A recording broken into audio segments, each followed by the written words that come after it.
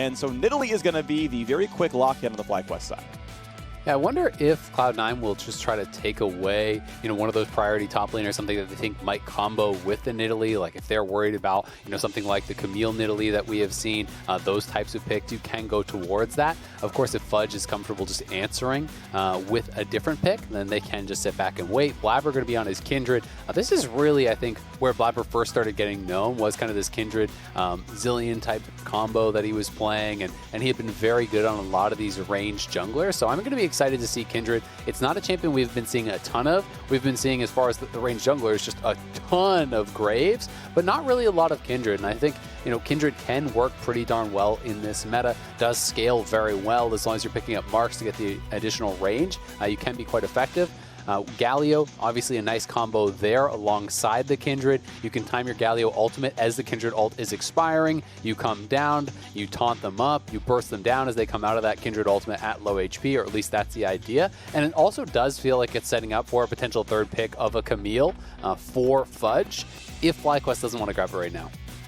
Yeah, and looks like they're not going to be going for it. Instead, taking high priority champions. We've seen Jhin taken pretty early on blue side a lot so far in LCS lock-in. I think Leona has generally been the most highly prized support, so not surprised to see this one come through as well. And yeah, if you want the Camille here, you can grab it and then supplement with 2 bans, no problem. And that can be Cloud9 easily playing that style, and we'll see how that one runs down.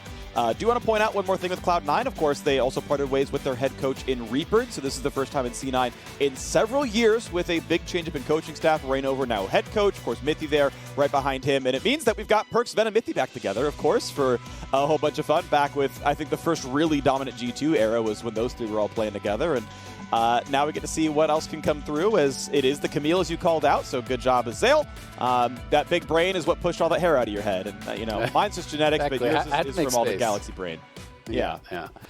It's possible that Galio could be going down to Vulcan. Obviously, it could be Perkz, like we saw last game for a Blaze Olive. We saw that combo working very well for them in the early game. Of course, Niles wasn't really able to convert on the lead that he did accrue for himself alongside his teammates. So we'll see what Cloud9 does want to do.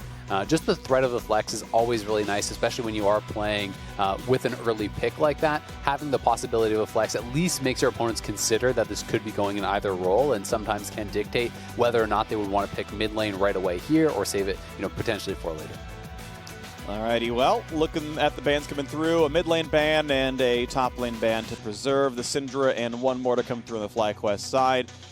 And I honestly wouldn't hate a support ban if you can knock the tier list down well enough. I'm not sure if it's Alistar or what you're going for. I do kind of agree with the idea that it seems like Galio is the mid laner here, just because it does fit the composition. That said, who knows? Maybe he's going to go for Yone anyway. I mean, Yone is actually a pretty good, Galio delivery champion. In fact, Yone is great alongside Kindred, because you just ults and you pull them out of the Kindred Lambs with Bite and just chop them up. It actually works pretty nice. So wouldn't be horribly surprised. Miss Fortune's been banned so many times we don't get to see her played very often. She's obviously very strong as well, and Zven's going to be part of the teamfight Wampo combo.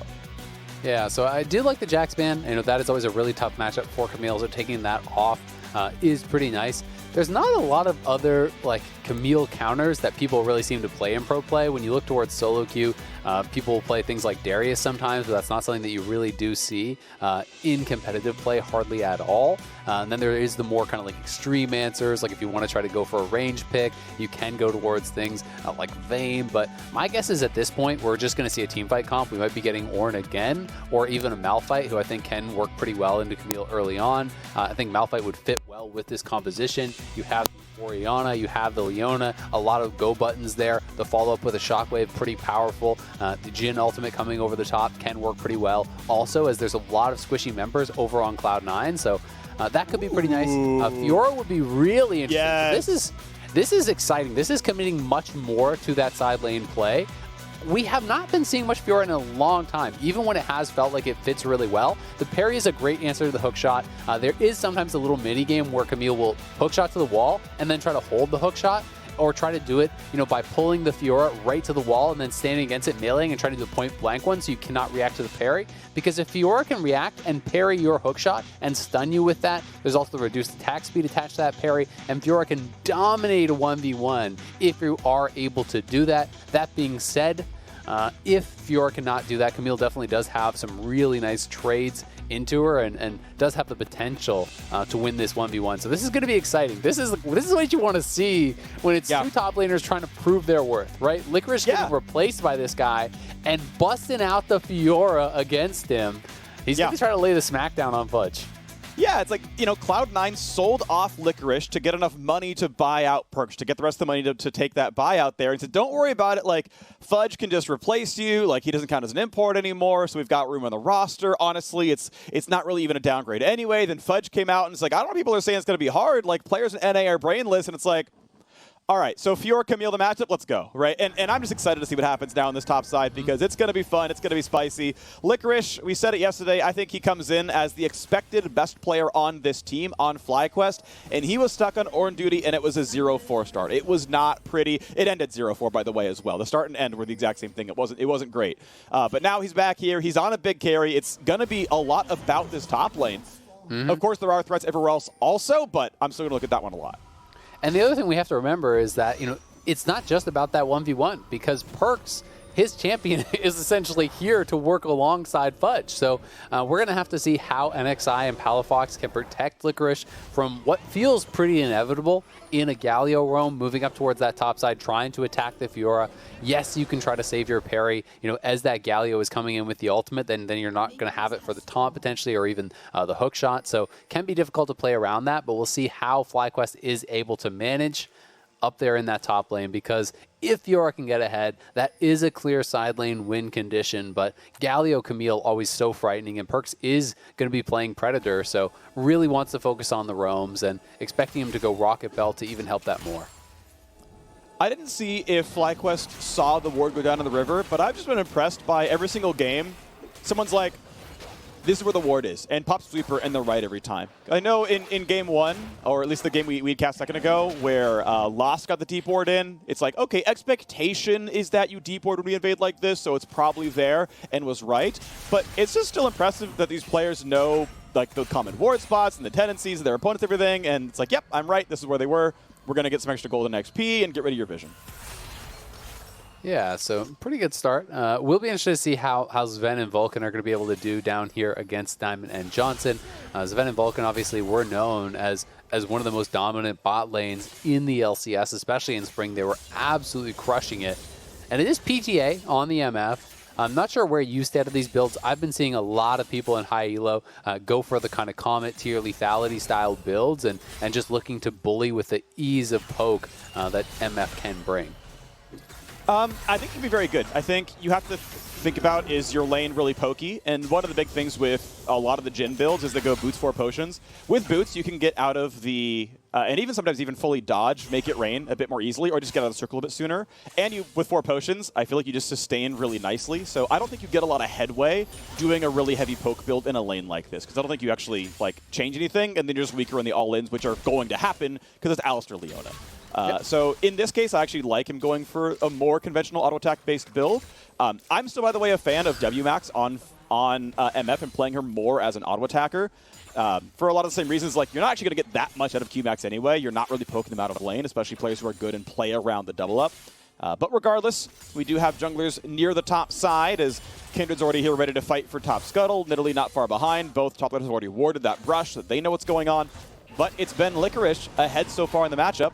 Blaber fighting over this one. Perkz shows up first, but the Orianna is close behind. Licorice now going to be here as well. Smite fight going to ensue, and it's going to go to Blaber. Picks up the first mark. Licorice getting a bit low, but there's a fight in the bottom side. They have gone in for Johnsun, and the chase. There's press the attack. There's all the damage, and that's why you build for damage up front. Diamond can only try to walk away. Vulcan called it. Zven followed up, and first blood in the bottom lane.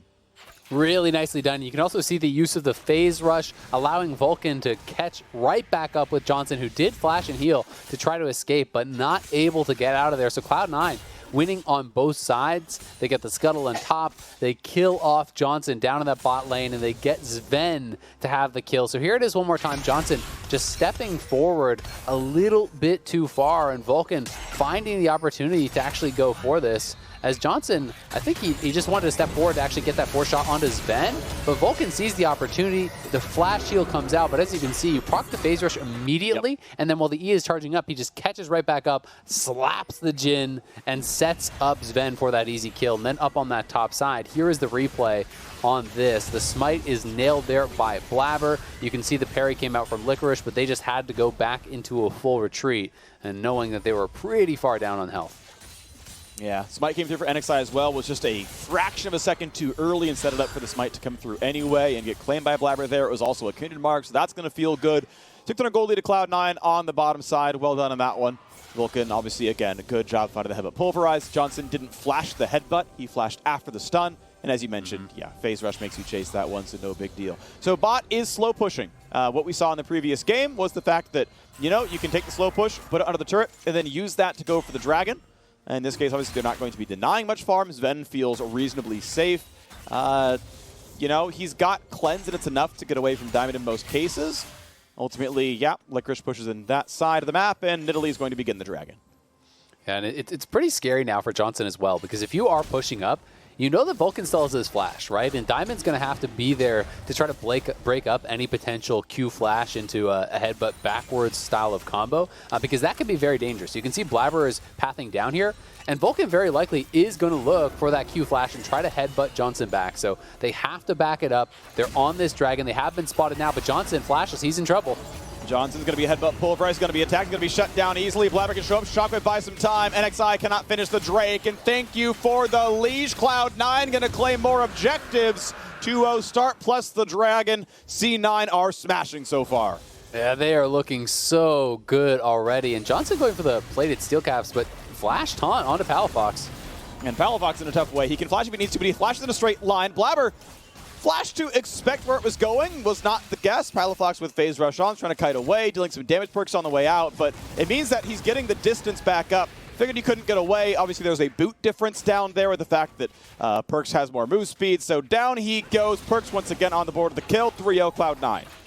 They are looking really, really good already, and it's going to get tough here for FlyQuest. And when you are falling behind this early on, you know, I know you have never really been a fan of tabbies in the past, and now plated steel caps really kind of filling that same role, but NXI, they just got spotted doing this dragon. He was already very low, so he just had to flash out. The dragon wasn't low enough for him to actually smite combo it down. He didn't want to just try to smite for health and stay around, so just kind of getting caught out there. Johnsun separated from his team.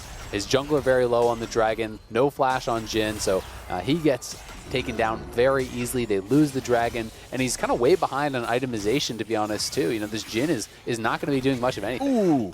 Okay. Well, we got the fight going on. Another combo down towards Johnsun. He's ignited. He's going to stay alive, though, nearly. If that was a root on Vulcan, that man was dead on Alistar. If only he landed a skill shot in time, it would have been a 1-0 for FlyQuest, but they will stay off the board. Licorice, he's able to keep himself alive, but he's going to lose a lot of farm down there. In this case, you mentioned it, the steel caps did help keep that poor AD carry alive. Jhin got the move speed, he got the armor to you know, not quite die to MF so quickly. Yeah, that was just a really nice roam, though, as well from Perkz. You know, one of the things, if you're looking at the health, it doesn't seem like Fudge was really in any problems, but if you get that wave stalled out, Fudge was out of mana. So if you're out of mana and you're kind of stuck in that awkward position, Licorice could actually take an all-in and probably kill you. Fudge, you can see his ultimate was already on cooldown. He had missed his hook shot. So that was actually a pretty critical roam there from Perkz to reset the wave from Fudge, to really help him out, because he didn't have TP, he didn't have any mana, and in that 1v1 in that position, you are either going to get the wave frozen on you or you're going to get killed by Licorice. So a good job by Perkz helping out Fudge, who was having a little bit of trouble in that 1v1. And now a fight for the top Herald as that one spawns up. We've got the supports roaming over. The AD carry's doing the same. Now Zven's in base walking over, but even Jhin is already like past the move at this point. This Herald's about to leash though. 300 health left on that one. The eye can be popped, still not at smite range for a while though, and just be careful it doesn't pull aggro too many times. But now the top end is showing up. Licorice and Fudge do battle. Herald gonna get the health all the way back up. A stun's gonna land. Big shots towards Fudge, but careful because Vulcan can show up for a bit more. Diamond up to half HP as now it's Blaber's turn to fight Big Chelly. Is there an engage? All 5 members of both teams are here still fighting over this one. The chance at getting some plates. Minions dying across the board and the other lanes, of course. But Herald may well give 300 gold over if someone can win that fight. Still waiting for the battle to come across. Shockwave is up. Most ultis are gone for C9 side, but Zven's almost there. regardless, Blaber gets the smite, gets to take it, and FlyQuest spent a lot of time getting topside and get absolutely nothing for it. Yeah, they were there first too. They just weren't actually willing to commit to the play. They had the ball on Diamond. They had Shockwave available, but I just think Diamond wasn't sure they could actually connect a Zenith Blade over onto Blaber, who could just use the Dance of Arrows to potentially dodge that. So instead, he kind of just ended up walking through the river, losing half or more of his health to that Kindred before the fight even started. And then at that point, when Zven arrives, there's not really much of a fight to even take for FlyQuest. So they're kind of just getting out-skirmished at this point. Cloud9 winning out in small ways, repeatedly over time, extending this lead. They're now up 1.5K. They've gotten the Herald to be able to try to extend that even further. And they've already taken the first dragon, so we could see them just try to drop Herald and use that to try to grab the second one for themselves as they set up for this play, potentially onto Palafox, who could get engaged on if he steps a little bit further forward. Is there a Hex Flash play? He was just about in range for Hex Flash, had a bit pulverized, but doesn't go for the move there. Palafox going to be able to just sit there in the mid lane. Was flashless, only Shockwave for defense, but not going to mean too much. A CS lead in the mid lane. Gold difference for the team, still 1,400. Not abysmal, but a fairly rough start. Gale Force done here for Blaber. And that's going to be really, really nice for Kindred. One of the things that's so nice about Gale Force I've found on Kindred is really that oftentimes so much of your damage is actually landing that third hit of your E, landing that third auto, for that PTA. And if you can get that full combo off, you can often burst people down, but sometimes you just can't quite stay in range. And the Gale Force can kind of help bridge that gap. It also puts more damage down, with the actual shot coming out from the Gale Force that can amplify the execute damage coming out from your E, and oftentimes really help you position properly or chase people down to get those extra kills. Yeah, even Gale Force itself has execute damage. It does, I think, what, 50%, 100% more if they're getting low. So you can kind of order it in either way, and you're going to get rewarded almost regardless. Blaber going to get the shots in at this dragon. No problems for him. You can see 3 stacks in the Kindred so far, down to the bottom of your screen. As thanks to the overlay changing once again, you get to count those. So don't have to have us count those out for you as time goes on. Still sitting at the same roughly 1,500 gold lead, but Cloud9 have got 2 Drakes. They're on their way towards Ocean Soul very early on. Vulcan going to Hex Flash over, going to spot someone to fight over it. Here comes the rest of the squad, forcing the flash out from Diamond. And a root going to land for Johnsun, and it's time to run away yet again. Bot lane under fire. Still 2 minutes to claim plates with, and that means as they attack these first 2, you summon Herald during the third most times, and that usually gets you the rest of the turret if you want it. Blaber waiting a while to summon, though. He made... Okay, there we go. This is, I think, very slightly late, but, you're wasting all of 2 seconds. It's not like you're losing a lot. Either way, Herald will always die. Herald, by the way, always deals a minimum of 2,000 true damage to turrets. So if there's 2 plates left, you always know the turret is going to die no matter what. There's no way around it. But could have done it a little sooner if you really wanted to optimize your time. I still love the play, though, because if you think about it just in isolation, it's like, well, why are you engaging on the Leona? You spend a lot to do that. But because they can then zone them off the subsequent waves, and they have the Herald to finish off that turret, it becomes such a valuable play. They force the flash out of Leona, but then they kill off the turret. They donate almost all that gold to the Kindred and to Zven. You notice that Perkz and Vulcan got out of there very quickly, so getting that gold where they want it, and now forcing a flash off of Palafox is even bigger because all the flashes are available on Cloud9, and now having Palafox without that flash means he's very vulnerable if they want to try to fight in these next 5 minutes. If they decide to try to face down Cloud9 at that Ocean Dragon, well, very likely Palafox is going to get committed to and taken down. Ulti burned by the Orianna just to wave clear and get back out. And get the recall off on time. I mean, ultimately, there's nothing to fight for a while. 3 minutes still towards Ocean Drake, so that Shockwave's not likely to matter until it comes back up from cooldown. Very few ultimates last more than 3 minutes for their cooldown, so not a problem down there. Lane swaps come around. Of course, with bot turret already gone, go send your Siege champion somewhere else. Zven's got Gale Force and Zerk Greaves done. It is not a caster MF, it is an auto attack MF. I'm a huge fan of this overall. I have not been watching that much MFM Pro to know if this Gale Force Zerk Greaves is the common build for her more than lethality, but overall I am still a fan of being a very good one. Yeah, it can be pretty powerful. It's also interesting to see that Vulcan is actually going for more of a pure tank style build. Maybe going towards an engage item here, but he's not building towards Locket. We can see Licorice though going on Fudge. TP's coming in. Nearly gets the 4th stack, gonna get that one down, so a big heal coming across, but Perkz is here for a quick taunt. He's gonna deal some damage over to Licorice. Gonna have no big problem with that one all the same, as there's some wave clear. There's a couple of spells burned back and forth. Ult from the top laners. Perkz burned TP, so did Palafox to get down. Ultimately, though, no deaths, nothing going on. Yeah, not too bad on either side. Again, the MF ult just expended to try to push this in, chunking Johnsun out. So probably Turbo Chem Tank again, I'm guessing here from Vulcan. You know, wants to go for the engage, is playing Phase Rush. It's a similar style that we saw coming out from Sword Art. And I think it makes sense. There's a lot of squishy members that you're trying to get to over on FlyQuest. And having that extra move speed, if you can find an angle to get that engage and deliver in Perkz, is going to be really, really effective. And honestly, quietly, NXI has been getting further and further behind. Blaber has been having a great game. He's now up 30 plus CS. Could be getting caught out. Blaber's gonna burn his own ultimate. Jhin's gonna come down. You gotta save those shots. You'll never kill Blaber while the ulti holds. Can't find the fourth shot as the team takes it. A nice javelin for NXI. Gets a side shot in, but yeah, never was Blaber gonna die there because the team frontline for him. So a nice escape there. Couple of ults traded. But now it does mean Lamb's Respite will be down when Dragon spawns in 1 minute and 10 seconds. But they're probably going to be able to get that Rift Herald right now. They have that top lane turret fairly low, so that's a guaranteed kill if they want to drop it there. They could also use it to just try to pressure and take away that mid lane turret if they would like to do that. Blaber is really having a strong game. I mean, he's on 5 marks. In competitive, that is very, very fast to be getting to 5 marks this early and having a tremendous amount of farm at this point. I mean, he has more farm than his top laner, almost as much as his mid laner, and he's playing a scaling jungler with a bunch of marks, so he already has the extra attack range. He's going to be a monster in these team fights. Having the Gale Force done already will be interesting to see where exactly he does want to go next. There's a lot of different options. Some people like the rapid fire. Sometimes you can go towards Hurricane. Even Blade of the Ruin King on hit is fairly popular. So will be interesting to see where Blaber does take us, as this is the kind of Kindred game that you can really take over. Nice right there by Perkz. Now that is meaningful because that means Rocket Belt is, I believe, well, I mean, the cooldown's pretty short, but I believe it's going to be down if there is an immediate fight for Dragon. Ultimately, it's going to stop a recall. It's going to buy you another 7 seconds. The Palafox not being there in time, but, could theoretically be punished for that play. Ultimately, it's going to be fine. Looks like no one's going to contest anything. Blaber's going to get a soul of this Dragon, no problem. So, can't hate ultimately.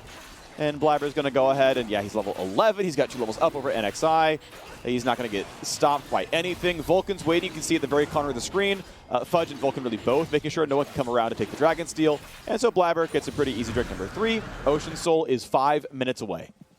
And that is very concerning for FlyQuest because they don't have the best team fight, right? It's difficult to 5v5 oftentimes with Fiora and Nidalee, and that's going to be what they're kind of faced with because they're going to have to show up to this next Dragon unless they want to just give up a guaranteed Ocean Soul, but that's not really a winning play. And when you show up to that Dragon, there's going to be the potential flank of the Alistar. There is the Camille Galio engage. There is the MF ultimate over top of that Camille Galio lockdown. And this is a very, very difficult team fight that it's going to be from FlyQuest. It feels like they need to try to pick someone off, get a lockdown from Diamond onto one of these carries, burst them out potentially before they get one auto fight. Oh, goodbye Palafox. Flash, the last E hit, you mentioned it. The Gale Force got him low enough that the last hit from Wolf was going to get the kill. Solo kill for Blaber. Mid lane's going to fall. Cloud9 moving toward a perfect game. 4-0 in kills, 3-0 on Drakes, 3-0 on turrets, 2-0 on Rift Heralds. They've gotten absolutely everything, and FlyQuest are plummeting. They are really in trouble. It looks like Blaber's going to be going towards Stormrazor second. Diamond even caught out. Here's the combo. Here's a bunch of damage. Diamond, oh no, it's rough. He's going to run down. He's going to crack under pressure. NXI flashes back to his top lane. Licorice is here. Vulcan to help it out, though. Fudge getting a bit low. He's got to be careful. The flash is not enough to follow. They're going to land the CC. Fudge's going to run away. He's got to dodge away. He's got to live. Vulcan, do it. All right, they're going to keep him alive, and now the rest of it's going to be no problem at all. Palafox gets some damage, not enough. More kills coming across, and by the way, Zven has a Herald, and Zven is going to take down a middle inhibitor at 18 minutes, 40 seconds. Meanwhile, in the base, focus on those objectives. Zven, the team player there, everyone else is having fun over in the bot lane. He's like, guys, I'm killing the turret. Guys, I got the inhibitor, but Blaber is running over this game. He is so far ahead at this point. It feels like he's going to be pretty much impossible to stop. Likely has his Stormrazor ready to go when he does base, and this is just Diamond, wrong spot, wrong time, gets caught out here by Fudge. In comes Perkz with the ultimate over top, and then NXI trying to jump over and burst him out, but Perkz had the perfectly time taunt to taunt NXI right as he gets over the wall, and then Licorice trying to get in here for the kill, but locked down, CC'd up by Vulcan and Perkz, can't quite get the damage down onto Fudge, and Blaber just running through this game, chasing him down and knocking down multiple FlyQuest members. Now beautifully done, 8-0 right now the scoreline. Cloud9 gonna look to put that first win on the board. They are 2 minutes away from Ocean Soul, and that's almost certainly gonna be theirs. We get a nice Majais coming through for Perkz, which, yeah, I mean, that makes sense based on how the game is going. Go ahead and upgrade that Dark Seal, get the extra ability power. It's gold efficient at around 8 stacks, and it also becomes a mythic item, which means you're getting the extra flat magic penetration thanks to Rocket Belt. So keep that in mind when you're considering, a 0-stack Dark Seal, spending 1,200 gold just to get the mythic passive. There's a chance it's worth it at some point in time. Probably not at 0 stacks, but, it's a consideration for everyone out there. Maybe if you're really confident at 0 stacks. You're really confident it's going to start stacking. Exactly. Got to believe in yourself, Phreak. That's yeah. in League of Legends and in life. And Cloud9 believing that they're going to be able to take down this Baron. They are marching towards what would be a perfect game here, potentially. Do lose the tower on that bottom side, but Cloud9 coming out how people were expecting them to come out yesterday in what was a shocking defeat. Now crushing through FlyQuest in their second game of lock-in here. Really, really looking good, and it's getting hard to think of ways that FlyQuest could really kind of get back into this game.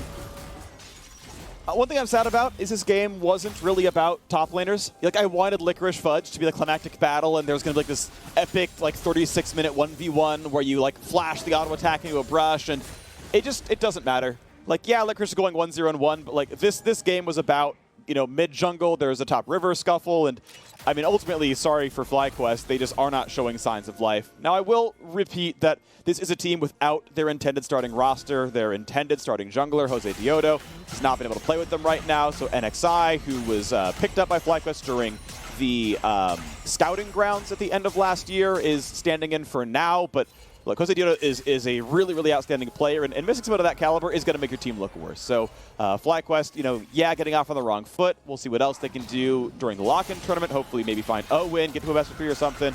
But right now, Cloud9 are absolutely walking over their opponents. Yeah, and they even have the luxury of picking up these stopwatches. I talked about maybe they could lock down and burst out Blaber before he can get Lamb's Respite, but he has stopwatch now. Perkz has a stopwatch. When your opponents are so far ahead that they're outpacing you as far as the damage itemization and can stop for those luxury items like stopwatches, I mean, this is going to be an uncontested Ocean Soul when you're already 10k down. It feels pretty much unwinnable at that point, given the caliber of team that Cloud9 is. Licorice trying to make something happen, though. Tries to make the big play on Zven. He's going to get big healing, but it's not going to be enough. Ignite cuts it by 60%, and Zven finds the kill. And now NXI tries to kite away. Doesn't get stunned, but he's still trapped in the ultimatum. That's a double kill coming across. No way to get away from that one. So it's 10-0. Ocean Soul is in. This is likely a perfect game here, and a fast one at that. 22-30. Perkz zipping in towards the base to find maybe some damage. Sad B for Diamond. Understood. Former C9 Academy support down there as well. Won a couple titles with them. Another player off the roster for his LCS beginnings. And yeah, this is going to be now Nexus turrets falling. FlyQuest swag comes out for Diamond. He tried his very, very best. Please don't dive the fountain. Vulcan kites right back out. That's going to be 2 kills under the turret. And a perfect game for Cloud9 to find their first victory of LCS lock-in. Great they lost the turret. It's not. They lost the turret. Tower. No! A deathless game for Cloud9 on their way to a victory on this game. I was going to give it to you. I was going to suddenly later on ask, are we counting the turret? Yeah. So really, it was about the top lane Phreak because Licorice took the bot lane turret in that 1v1 against Fudge. So Licorice gets the moral victory of not getting perfect game, but Cloud9 crushed through this game against FlyQuest. Really looking strong in this one. More what people were expecting. So Perkz may not be deathless in the entire tournament, but he was deathless in this game. Turned in a very strong Galio performance, and it's nice to see that they are, very flexible in what we have seen thus far. It's not just going to be all about Perkz. It's going to be about him playing towards other win conditions, playing towards enabling Blaber and Fudge, and that did work well this game. Blaber was the terror on the Kindred in particular. Yes. I do think that this is one of those picks where it feels like every once in a while, Blaber plays Kindred, stomps the game, and then everyone's like, oh, Forgot He's good about at that. All right. Yeah. Okay, we got to ban that. Don't let him play that again. Yeah.